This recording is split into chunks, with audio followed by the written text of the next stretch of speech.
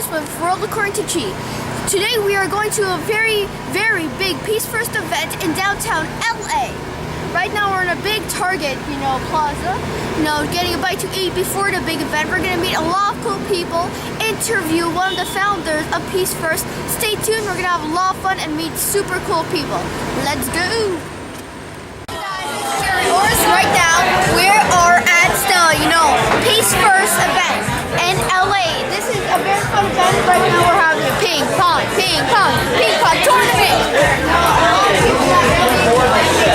There's just pros that it's their entire lives, are having fun playing ping pong.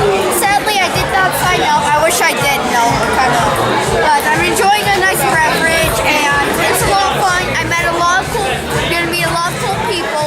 I'm gonna interview Eric, the founder of Peace First, and it's just gonna be a great event. See you there.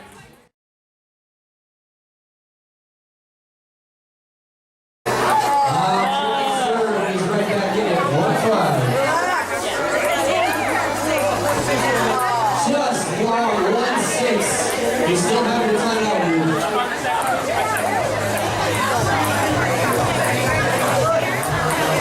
Oh, just go one. Oh, that and just got to the net. Careful in the front row. Peace First is an amazing organization, and it's near and dear to all our hearts. And the LA Advisory Board has worked really diligently to help make this event happen and have you all here to join us. And we're excited to introduce you to Peace First, just an inspiring organization. We've got an amazing program for you tonight. But also, Peace First is facing a cultural challenge. And that's really, how do you get kids to become the next generation of leaders and the next generation of communicators to create social change. And that's what our mission is, and that's what our goal is, and that's what we're striving for. Eric Dawson, who's our co-founder of Peace First, and our president, is also here. We also have a couple of special children who are here. They are finalists from the Peace First Prize. That's kind of like our Nobel Peace Prize for kids, which we awarded for amazing kids who are doing just incredible things in their communities. And they're here, Gerry and Ahmed. So please give them a hand.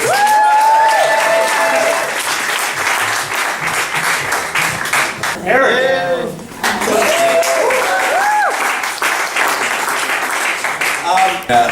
I have an opportunity to introduce you to an amazing young peacemaker. But before I do, I just would love all of the Los Angeles Advisory Board members to just raise your hands. And I just have to say thank you.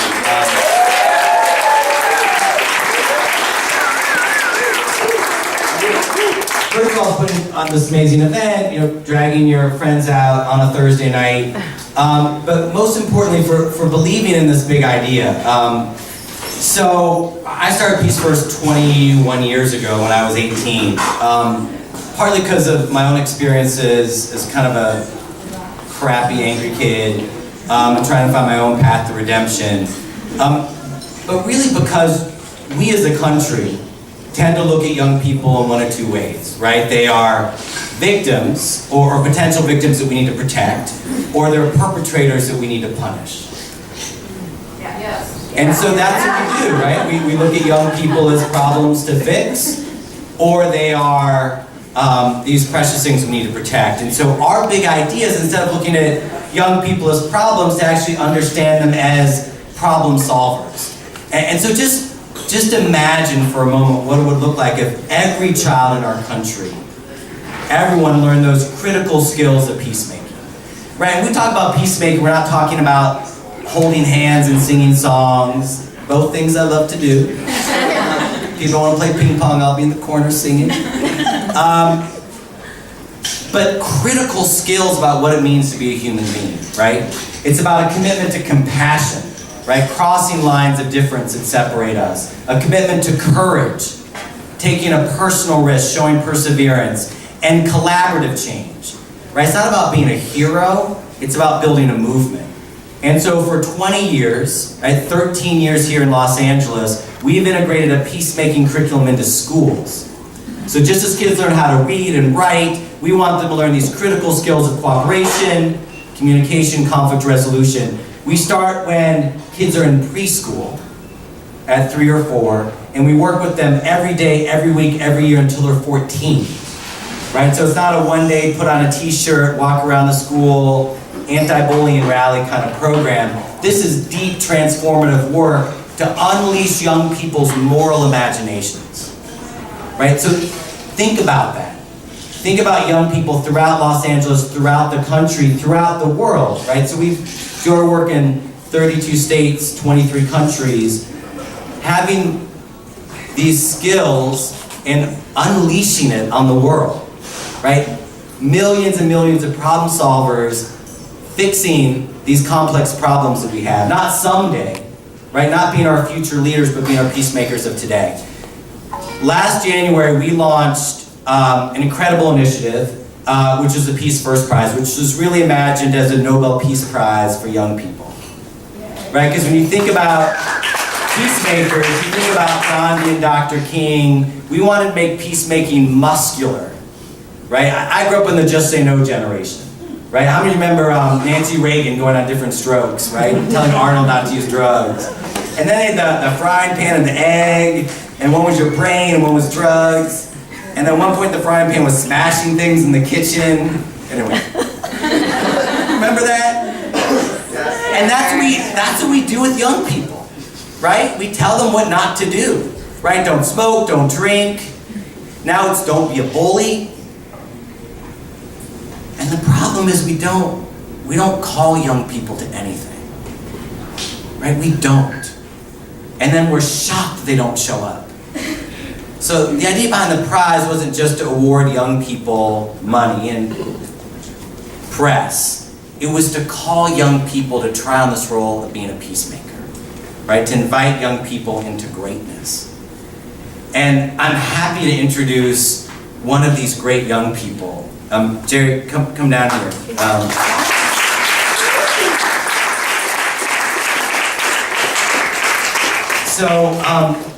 Gerry's one of 50 young people out of hundreds and hundreds and hundreds of young people from 48 states, Washington, D.C., that we have lifted up as examples of this commitment to compassion, to courage, and collaborative change. How old are you? I'm 11. So, as he talks, just think about what you were doing when you were 11, right? And take the story in. So I'd love you to start. So one of the things that I found so amazing about your story is so much of work related to bullies is managed and run by adults, right? So adults come in and tell kids, don't do this, don't do that. And you took a very different approach to that. So I'd love for you to tell folks what you've done, what your peacemaking project is, and why you did it. Basically, what I thought is that, parents and teachers, they're telling kids what to do, but do kids really relate to parents and teachers? No, they don't relate to going to work 16 hours a week. They don't relate to having work to do on a computer. They relate to doing homework and kids at school, and that's what I thought. And so I started an organization called Kids Resource, and it's basically a nonprofit organization that does just that. Talks to kids about different problems today. Talks about the same things, bullying, and it's a kid to a kid, not a 30-year-old to a 5-year-old. And I started that because I saw that parents and teachers were trying, but it wasn't working that good. And I thought this would be so much easier and faster and it's more efficient, honestly.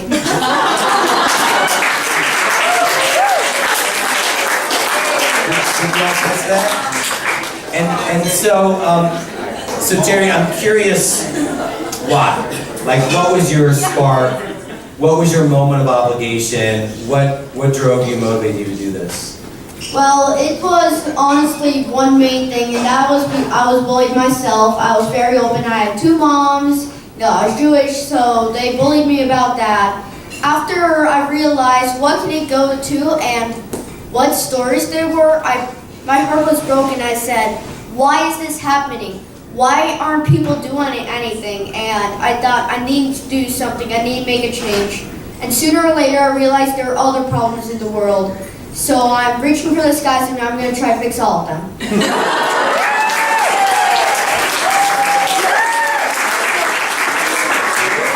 5 tonight. So what has been the hardest part of being a peacemaker? No, the hardest part, instead of, the schedule, school, and all of this, it has to be, just seeing these kids, listening to these stories, like a girl, she almost committed suicide, and that just broke my heart. And you guys heard of these sobbing stories about how kids died from bullying, and it just breaks my heart and makes me want to cry at night because it's just so sad, and it makes me more enthusiastic of fixing it and stopping more deaths of something so silly and not necessary. So you've got a group of smart, talented, engaged grown-ups. What advice do you have for them about what they can do to support your work, to support peacemaking? All I have to say is spread the word of Kids Resource, and try to, if you see a kid doing something, I have a bracelet too, and if you see somebody doing something wrong, you should tell them that's not very good. And the big problem is that parents and teachers and any adult doesn't relate to a 10-year-old, and that's the biggest problem I've noticed, and that's why I think kids should do it. So I do want to start programs in schools run by kids, not officials.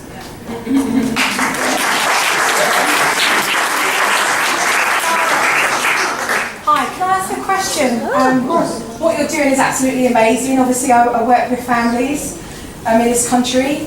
As we have an opportunity here with many adults in the room who are striving every day to understand exactly what you're talking to them about, what's the one thing that you could tell every adult in this room that would bring them closer to a young person feeling they could trust another adult, whether it's a family member or a friend's friend, so that children like yourself feel that they can talk to adults who look after them, who protect them? Because, my line of work, I find that when I speak to children like yourself who have been bullied, or children who are subjected to seeing that, they don't feel like they can trust the adults that are in their society, that are in their inner circle. What's the one thing today that every adult could learn to do to bring them closer to either their child or a family member, so that we could build that bridge and close that gap?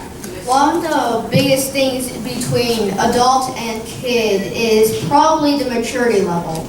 I'll be less mature. All of you have memories of your childhood. Act like that, act like you're one child again. It's one of the excuses, because your kid, you want to relate to them. Act like you did, because you probably have some relativities to them, what they like to do fun, all of that. Act like your kid, because acting like your kid will let you relate to your kid, and any kid, honestly. So, for example, I like, to have fun, relax. So any kid,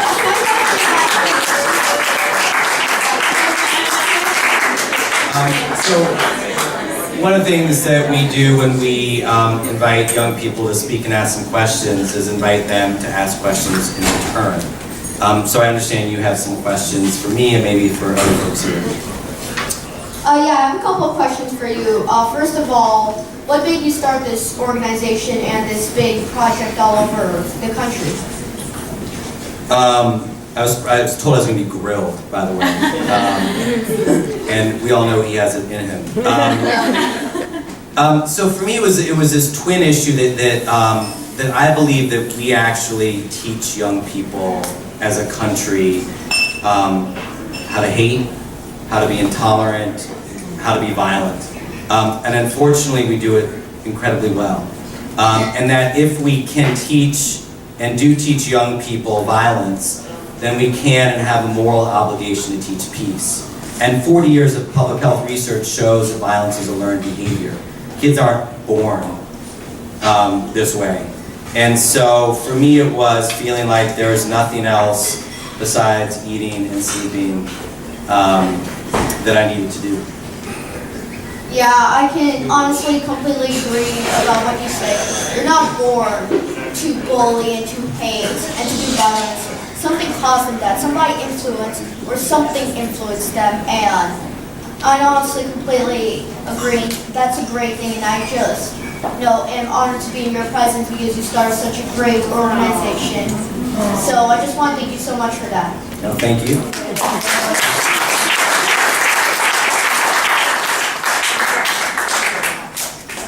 So, what was your favorite moment out of the entire course you did Peace First? What was your favorite moment, day, month, week, year? What was your favorite moment? In 21 years, my favorite moment. Right here, being with all of you. I have 3 kids, and I was taking them to see Wall-E in the movie theater.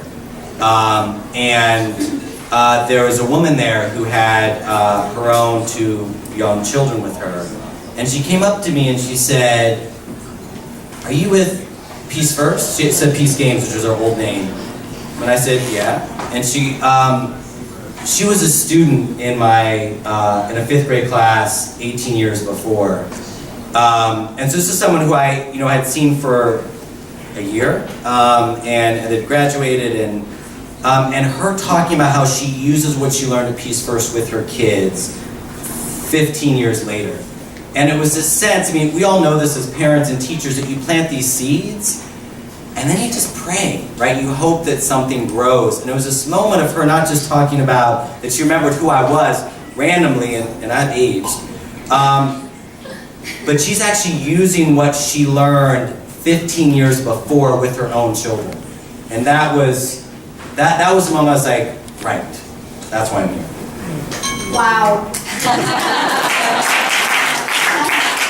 That's an amazing story, honestly. So basically you're saying that your work traveled down generations. Like, it's traveled down the entire generation now. That's pretty amazing, honestly. I just want to say that's amazing. So this is a question, now very serious. So you live in Boston. You live in Boston right now, correct? I do. So when you heard the Red Sox won the World Series, what did you think? So I grew up in St. Louis, so it was a tough series for me. I was happy either way. It's true. That's good team sportsmanship.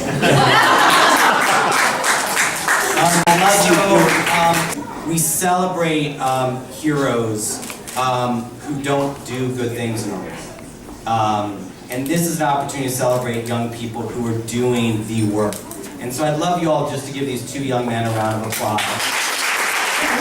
I basically wanted to just kind of reconnect back to, I think, the start of the event, which was really about movement and us kind of using the ping pong table and kind of seeing both sides of the table. And I think that there's a nice analogy in that, seeing Eric's foundation for what he has created and seeing these younger generations with Gerry and Hamid being able to see what the problems are and being able to kind of relate to that from their childhood.